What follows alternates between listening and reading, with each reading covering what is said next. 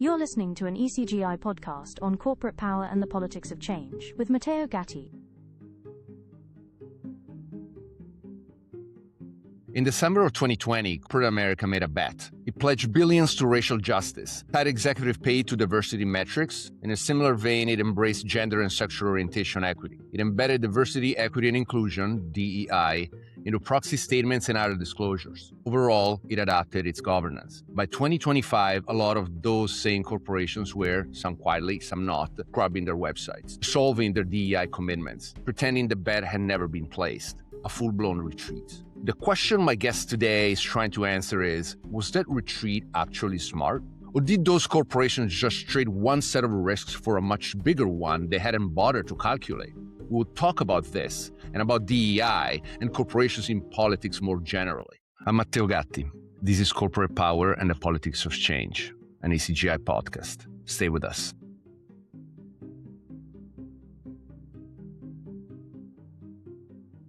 Welcome to Corporate Power and the Politics of Change, an ECGI podcast. I'm Matteo Gatti, professor of law at Rutgers Law School, research member of ECGI, and the author of Corporate Power and the Politics of Change, published by Cambridge University Press. Here's the book argument. Over the last decade, corporations took sides on socioeconomic issues: race, climate, reproductive rights, voting rights, guns. They stepped into spaces governments had abandoned or were not going to. They made promises, offered policies and initiatives to effectively substitute the actual government. I call this phenomenon corporate governing. But now, after the change in the political climate following the 2024 election, they're retreating, and retreating fast.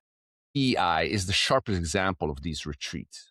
And the guest I have today is a prominent legal scholar writing on this right now. Her work has influenced me, and I'm delighted she's here on the podcast. Veronica Root Martinez is the Simpson Thacher and Bartlett Distinguished Professor of Law at Duke University School of Law and a research member of ECGI. Veronica co-authored, together with Lisa Fairfax, The Miscalculation of Corporate DEI Risk, forthcoming in the University of Pennsylvania Law Review. Veronica, thank you so much for being here. Thank you so much for having me. Okay, so we're recording at a moment where DEI is being dismantled at a speed that would have seemed impossible a few years ago. Executive orders, the Bondi memo, contrasting opinion from red and blue state AGs, companies scrubbing DEI from their disclosures. And the people making these decisions generally believe they're protecting the firm.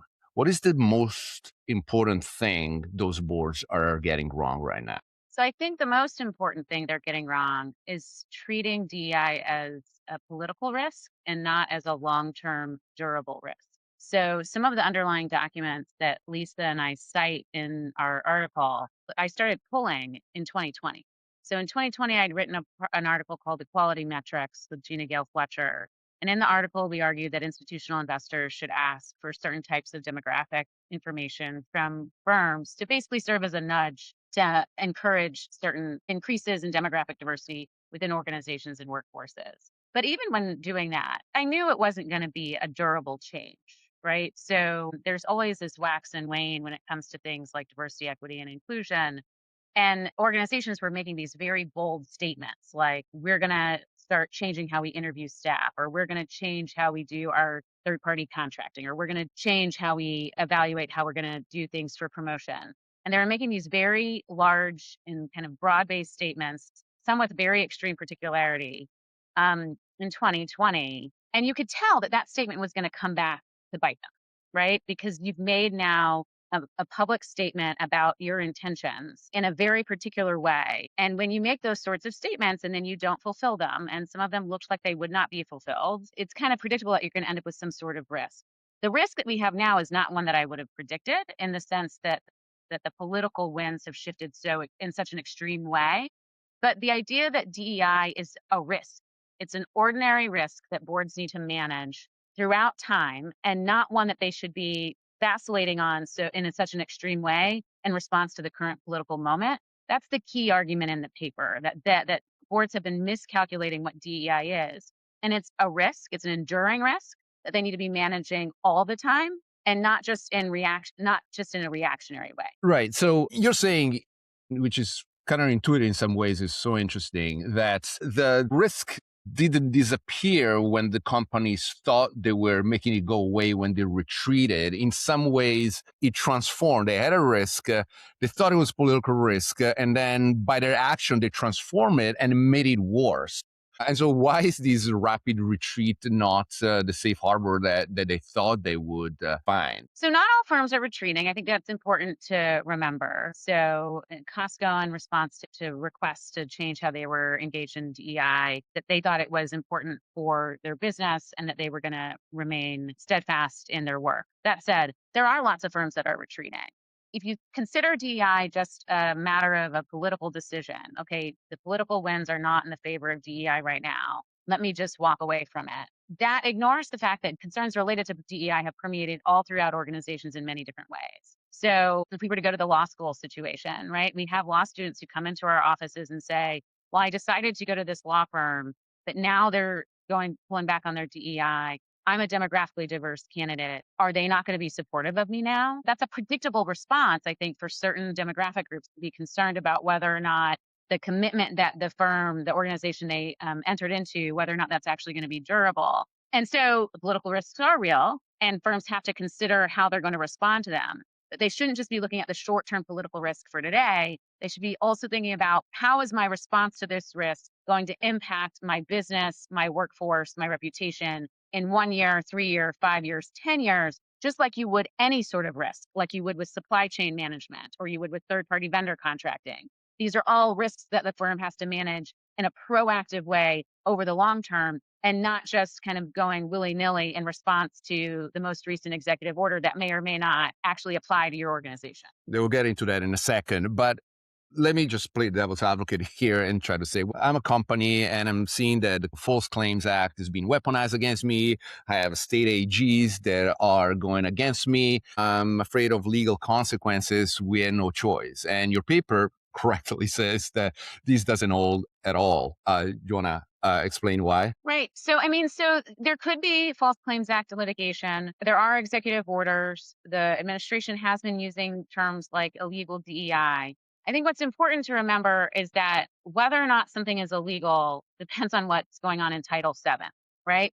So it's not that the Trump administration it's not that we got a new administration and all of a sudden there was a new law in the books that said this is illegal and this isn't illegal. If you were running a DEI program in a way that was unlawfully discriminating against certain demographic groups, it was always illegal, but not because of DEI, because you were in violation of Title VII. Exactly. And so that that wouldn't have been a good thing to do, in my view.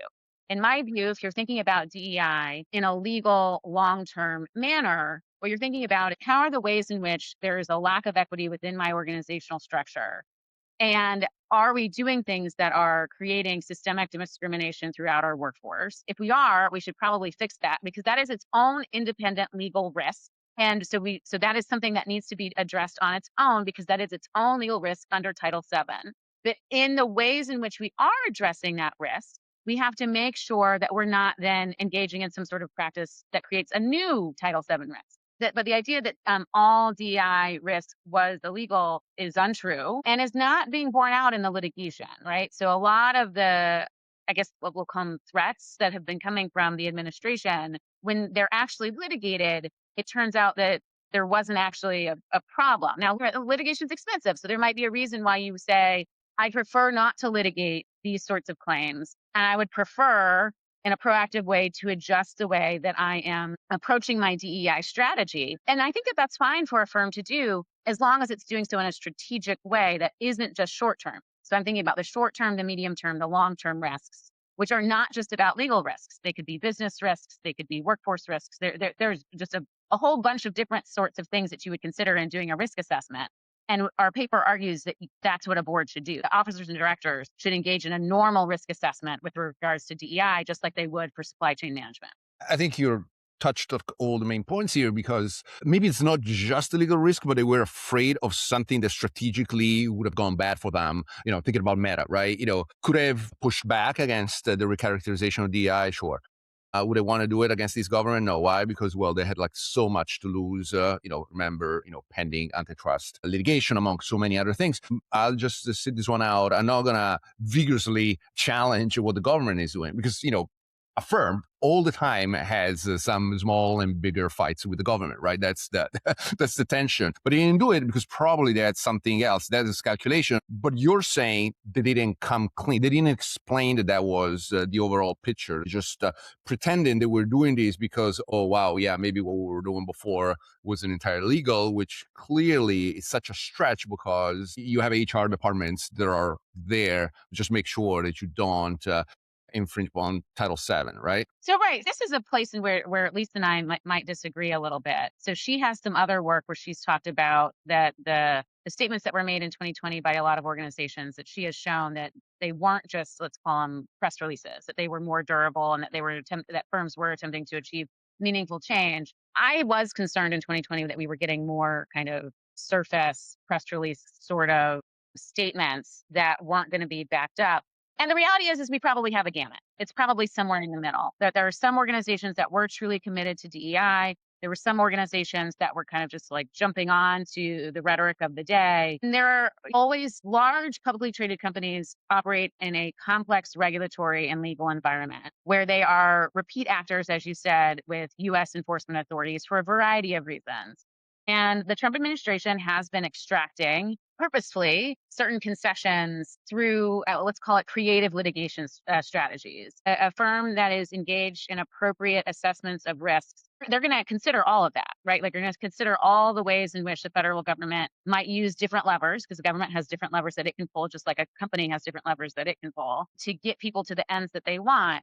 But the board is supposed to engage in long-term oversight and considerations as they're thinking through what are we supposed to do for this firm? How do we make sure this firm is profitable? How do we make sure this firm is meeting its mission? How do we make sure this firm is meeting its business purpose? And for some firms, DEI really matters, right? So for some firms, it might matter because it matters to your consumers, because they might boycott that organization over the long term. It might matter for your workforce. It might matter for your third-party contracting partners. And so thinking expansively about how we address DEI is important, even as I can acknowledge that there are some firms that had DEI as window dressing and didn't actually mean it, and that there were some firms where DEI was a core part of their value. And regardless of what kind of firm you are, and there can be room for a lot of different types of organizations, if you are a publicly traded company with a board, the board needs to be thinking about this risk in a systematic way and not as a transient risk, because we're going to see a different set of risks in 5 years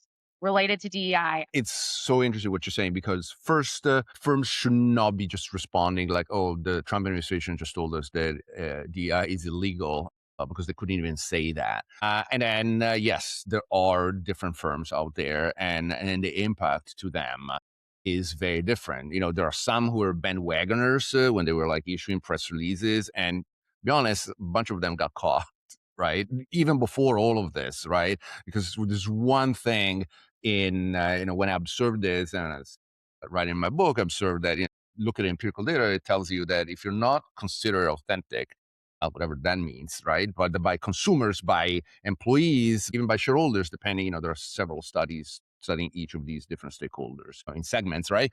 But, it always comes back to authenticity, right? So, we can actually imagine that there is a continuum of publicly traded firms. Some of them, as you said, DI doesn't really touch on too much, and some of them that are really embedded, and because there's so much prior, right? They were making statements. We were not just making statements; also have like a whole bunch of initiatives. I mean, Target obviously is the one that comes to mind because it also faced the biggest of all the backlashes. So I think you're actually pushing in a very interesting direction the arguments and say, well, listen, there's also like a fiduciary duty angle here that we got to check, and that is Caremark, right? The mission critical doctrine. Do you want to tell us how does fiduciary duty intervene here? What does fiduciary duties require of a board right now on DEI?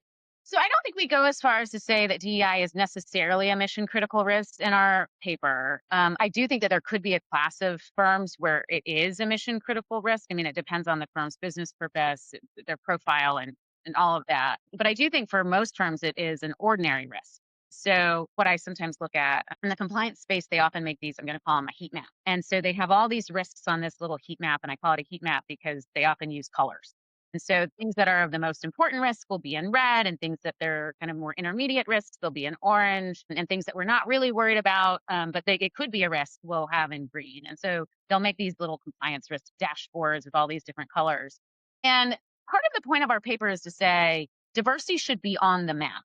Now, diversity might be green for a firm, and that means that it's not going to get a lot of attention from the board while it's green. And that's fine, because the board has to look at the map and figure out, okay, what's the most important thing for us to engage on as part of our time. But the board is supposed to work with management. Officers and directors are supposed to work together to figure out the risk tolerance of the firm, to ensure that when they're doing their risk assessments, they're focused on the most important things, so the things in red at that time, and to be monitoring over the long term, is that thing that's green going to turn into something that's red? I think in the last 3 years for a university, so I'm on my university's institutional compliance committee, there were things that were green 3 years ago that are red today.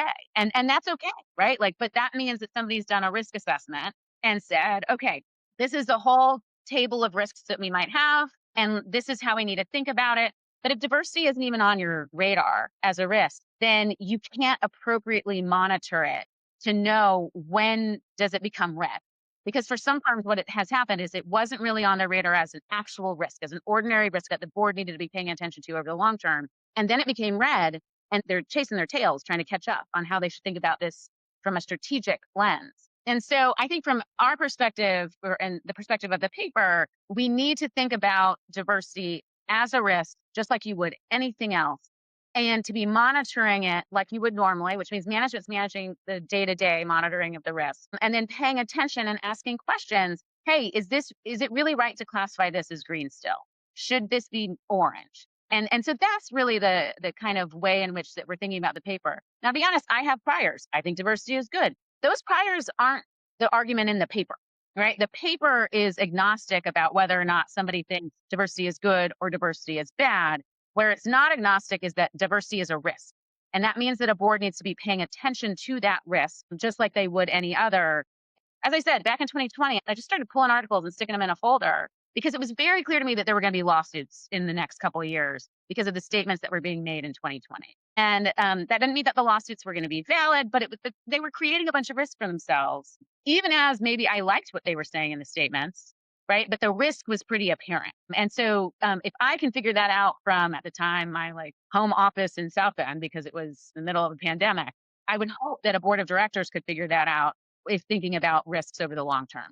Right. So to sort of use again this metaphor, is it fair to say that you see this as a compliance / corporate governance risk when it's green and yellow, and then it can become really like a corporate law and potential fiduciary duty care mark risk as it becomes red? In other words, I might get my whole interaction with my stakeholders wrong. The board is not doing what it's supposed to do, and here I am, and it's going to be a tough time for me at the next annual meeting. I'm going to have analysts who are challenging me. I have all this stuff. None of that probably will have a day in court, but then if it keeps sort of boiling, then it will go there. It will go red. And by the way, you said it before, some firms probably starts and from a red color in the map immediately, right? They're already there. And so there's a subset of corporations that are really with a much higher DEI risk than anybody else, where sort of a care mark discussion would become germane quite immediately. Is that a fair way to? That's fair in a lot of ways.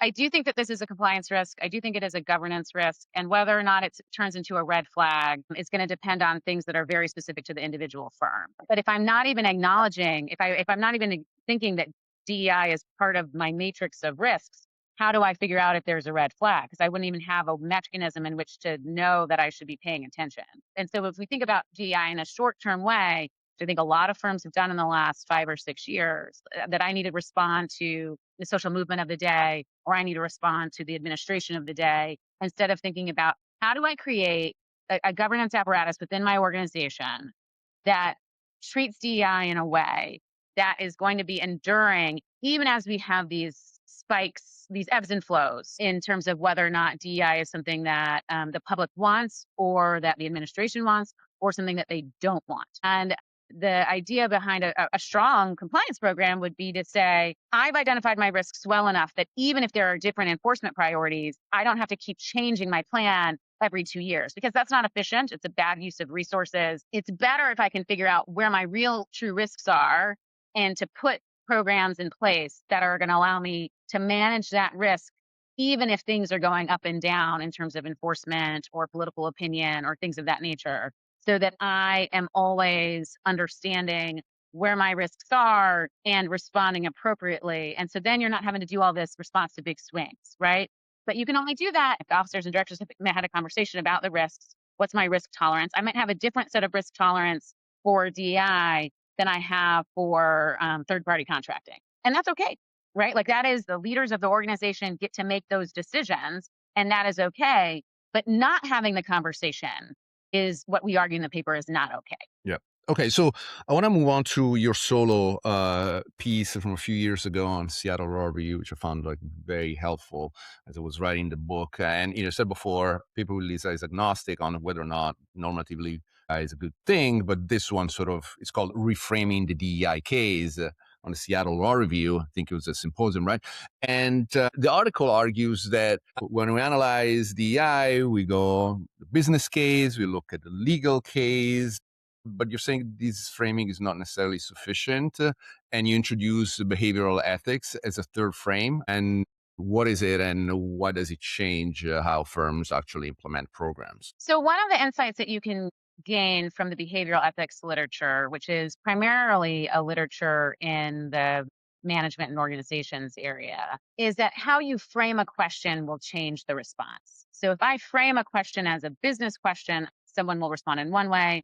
If I frame a question as a legal question, someone will respond in another way. But if I frame the question as an ethical question, they might respond in a different way. And so let's take sexual harassment for a second. So we, the legal profession, have trained human resource officers all over the country that unlawful sexual harassment is if it is severe or pervasive. Well, severe or pervasive could be, depending on one's own priors, could be pretty extreme, right? And so from a behavioral ethics perspective, I might say, well, this conduct that I'm seeing, this joke, it does not rise to severe or pervasive. And so that is not a legal problem. And if that's the frame that I address the issue through, then I'm going to say, oh, no problem, and I'm going to move on. But maybe the joke isn't okay, right? So maybe if I reframe it as, so this might not create a legal liability for the organization, but might it be unethical? Like, might me think that it's not in line with the stated values of this particular organization? And then I might determine, actually, that's not an okay statement. Not because it's unlawful, right? Not because there's a legal risk, but because there's an ethical risk. So the argument in that paper is, some folks really focus on the business case for diversity. If you get in a room with a bunch of empiricists, they get really upset about the business case for diversity studies, which for a variety of reasons. But the business case has gotten a lot of traction over the last, 15 years, that diversity is good for business and the bottom line. The legal case is really just, again, going back to Title VII, like what is and is not unlawful. But what I'm arguing in the paper is that the ethical case goes a step above and says, even if this isn't going to create a legal risk, and even regardless of what I think about the business case for diversity, I still might want to create a corporate culture that is ethical. And part of that might be related to how we construct our questions regarding DEI and diversity. And so that if we only focus on business and we only focus on legal, we haven't thought expansively enough about what about the dignity of all employees to come in this workplace and thrive. Because if they can thrive, guess what? I might get better output from them. I might be able to retain them. There might be all these additional things that are good that we get if we move away just from a legal or a business case frame, and frankly, those frames are pretty instrumental in kind of treating people like widgets, in my opinion, as opposed to sentient beings that have dignity. Yeah, and on top of that, I think as you were explaining it to me, and as you clarify, if you create a business environment, a work environment where people are treated with dignity, you have less dysfunctionality. So depending how you treat it in an empirical study, sooner or later, you're going to have a good return on it, rather than creating people who are afraid to show up in the office. And then the other hand, on the empirical studies, these attempts to frame it under business case sometimes sort of pushes the whole conversation in a territory where it shouldn't be, because at the end of the day, one could say that there is a per se societal case for making certain decisions, and that's about it. 'Cause the moment you're trying to justify anything with a metric that you have to then defend using all the methodology, you might come short on a few of those. And so we were like specifically talking about the women on boards part, right? Where sure, some of those studies turn out to be not entirely correct from a methodological standpoint. But at the end of the day, the framing was why is these conversation have to do with like value per se, whether, this is something that the society as a whole wants and expects. And again, what you say is also interesting because why are people pressing to offer dignity in the workplace? Well, this comes from the very people who work there. They don't really do a cost benefit analysis necessarily, right? In not a legal case, they're not lawyers. They just want to go there, shop there, work, and find a place where they can work. Right. And so in the long term, these cannot not be conducive to more value. I agree with that. So as you know, I research a lot of stuff related to corporate misconduct and compliance. And so it's kind of hard to dig in like what the motivating research question is or concern underlying all of that work. But it really is about the dignity of work. If I spend most of the hours of my day in my workplace with my coworkers, working on my projects, and it turns out that that organization is dysfunctional. Dysfunction can happen in a lot of ways. It could be that people are engaged in unlawful bribery, or they could be discriminated against people. There's lots of ways in which we could have organizational dysfunction. All of that ends up affecting the people within that organization. And the reality is that has spillover effects. So if I have a terrible day at work because my boss is yelling at me because my boss hasn't been trained about how to manage people, and then I go home and I'm in front of my kids, that can have a spillover effect into my evening, into all sorts of relationships. And so getting it right to where the organizations are free from dysfunction, obviously they're not going to be completely free, but really thinking critically about how can we create workplaces that function in a positive way so that the employees, while they're here, because the reality is most people don't stay at their employer forever anymore, but my employees, while they're here, can thrive and be the best person they can be. And yes, that has value for the firm. There are studies about the effects of corporate culture and the ways in which that impacts the bottom line profitability of the firm. The idea that if you're able to retain people, there are lots of studies that say it's really costly to replace members of the workforce. And so if I can create a place where somebody can have dignity in their work and I'm able to retain that person, then I don't have to pay all that extra money to recruit a new one. And then I think the key is I don't actually argue in that paper that we should move away from the diversity case or we should move away from the business case. It's that they're not complete on their own, right? Because the reality is that the business is going to care about if it's profitable, and the business is going to care about whether or not it's engaged in appropriate behavior from a legal perspective, and it should. But those are not the only frames that matter for the conversation. And so adding in the third frame about, is this the ethical thing to do? Or is this in line with the business's stated values? Or is it outside of our stated values?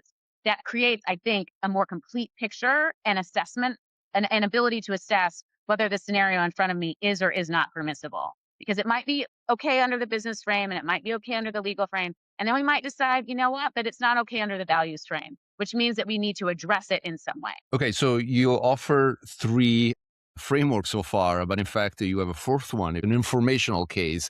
You've been developing a new work with your Duke colleague, Emily Aguirre, this argument while reviewing Disclosure Land by Tinuka Dideran.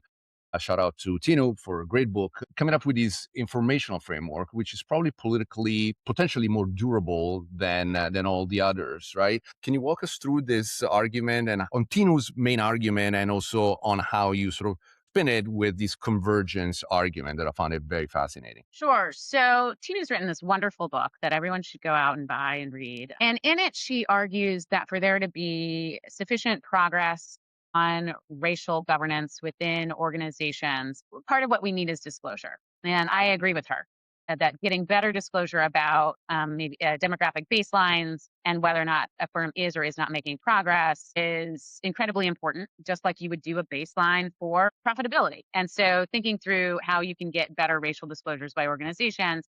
But the reality is a lot of the corporate racial disclosures we have in this country have been driven by the federal government. And so while she wants better racial disclosures, she acknowledges that in the current political moment, it's unlikely that the federal government is going to require those sorts of disclosures. And in converging on disclosure, Emily and I, building upon an interest convergence argument, say that there are reasons why political conservatives might want disclosure too. Now, the reasons why a political progressive wants disclosure are very different than what a political conservative would want. The progressive wants to see, like, is there good demographics? Are they improving on diversity? Things of that nature. While it appears as if the conservative agenda right now is focused on, is the firm engaged in what, quote unquote, unlawful DEI? But for either sets of individuals to be able to act on what they want, they need data. They need the disclosure. So if I want to say that a firm is engaged in unlawful DEI, then I have to go out and get information from the firm. And we have seen the Trump administration try and obtain information from organizations in an effort to support their efforts. But it's the same sort of underlying data. And so there is an interest convergence in theory on the data points. And so if that's true, if both progressives and conservatives want data so that they can move the ball forward, that means maybe we can get movement on racial disclosures right now, because the conservatives want it just as much as the progressives want it. And so that's a main argument in the piece. And I generally think more information is better, right? Public transparency can let me have a better understanding of what's going on within the firm. It's good for the employees. They have a better understanding. And let's say that I'm a firm that doesn't want to embrace DEI. I think that's fine, right? You're not required to. But then I, as an employee, have a better set of information to decide whether or not this is a place that aligns with my values. So I can pick where I'm going to work and pick one that aligns with my values. And then hopefully that means that I'm going to stay there, right? Like that we don't have as many maybe organizational mismatches in terms of values. And so that's, I think, something that can be good both for the organization's perspective, but also the person's perspective. But right now, I do think we're in a moment where progressives want information and conservatives want information, and they kind of want the same information. It's just for very different purposes. But you could exploit that underlying desire for the same sets of information to get us all where we want to be on the information side, even if it's going to be used in different ways. I agree 100% with the piece. My gut reaction was that you were assuming, and probably you knew it, that both parties are requesting this information in good faith. And that's can be an heroic assumption, right? The contribution is great because if that's the framing, these assumptions are what hold, at very least in the legal world, we'd agree that, more information is good. And then if you're asking it with a different motive and then you're not going to use it, well, then that's your problem. I want to end with a couple of things here. One is sort of where my book sort of ends as well, which is not diagnosis, but what we're going to be doing with the problem. So if you're sitting across from a board today, what's one or two things that you suggest that they do on DEI on the path forward? What would be your suggestion? So my primary suggestion would be for the board to think expansively about the different sets of risks that DEI pose for that business's structure. So what is my business purpose? What are my business risks? What are my business's values? And how does DEI map along those? And then engage in a normal risk assessment and analysis. And to do so in the short term, so they should care about short-term risks. So what is my, what's my 1 year? What's my medium term? What's my 5 year? What's my long term? What's my 10 year? And how can I develop a strategy from there? And developing that strategy is going to help me make better decisions over the long run when these little short-term things occur, when there's, let's call them a disruption to the market that I wasn't expecting. I'm going to have some sort of framework to use, or my management's going to have a better framework to use to figure out how do I make my decisions going forward. But the idea that we're just going to swing with the political risks, it's not durable and it's not good for the firm. And so I think it's really thinking through, how do I engage in oversight in a way where I'm going to ensure long-term value for this firm, even as we're having ebbs and flows over time. I think that's what I would really focus on. And this was sort of my second question here. I sort of see this tension where you're sort of asking corporations to be more transparent in how they deal with this and not try to pretend this doesn't exist. They don't want to talk about it. They're shy to talk about race or other DEI metrics, and be honest with the market, with their stakeholders, with employees, with consumers, and investors also, about what are they doing, why they're doing it, and be frank about it. I know it's hard. I know, because there's all corporate jargon that sort of changes things, especially in an age where there's a big anti-capitalist sentiment. Corporations are not very popular. They haven't been for a while, but I think that here, especially in the midst of the second Trump administration, they clearly aren't. And, I feel that like their shyness about all of this and trying to pretend that this is not an issue is what's been bothering you. That's true. So I am a pretty high transparency scholar. And I think that part of it is so that we can all know where we stand, right? So I, as an employee, I want to know where I stand. I want to know, what does my organization think about a variety of things related to values? And do those values align with what I believe in? And that doesn't mean I'm not members of organizations where I don't fully agree with all of the decisions they've made. I am, but I'm a member despite that knowledge, not because of it. Right. And so I know that I've walked into the situations with my eyes wide open, and I think that that's fine. So I am a more transparent person. And Emily and I acknowledge in our paper that the actor most likely to object to our framework is actually the corporation, because the corporations have really fought against large amounts of transparency in these sorts of cases. There's a scholar at Georgetown who has a really lovely article called "Diversity as Trade Secret," where firms are trying to stop information related to diversity, and they say, "Oh no, that's actually a trade secret, so you can't have our information." And so there's lots of ways in which corporations don't want transparency, but I think it's better over the long term for there to be more transparency as opposed to less. And people could argue with me about whether or not that's actually true. And these emerged in several other of our conversations, requests, wherever they come from, most importantly from shareholders, been bothering corporations and management. And there's a big, big movement to just silence it all and defer to management. So, this, what you just said sort of rings through at least in another couple of episodes we have here on the podcast. It's one of the themes that emerges. Veronica, thank you so much for your scholarship and for the conversation. I learned a lot. Thank you so much for having me. Okay, so links to Veronica's papers are in the show notes. My book, Corporate Power and the Politics of Change, is published by Cambridge University Press. And this is Corporate Power and the Politics of Change, an ECGI podcast. Thank you.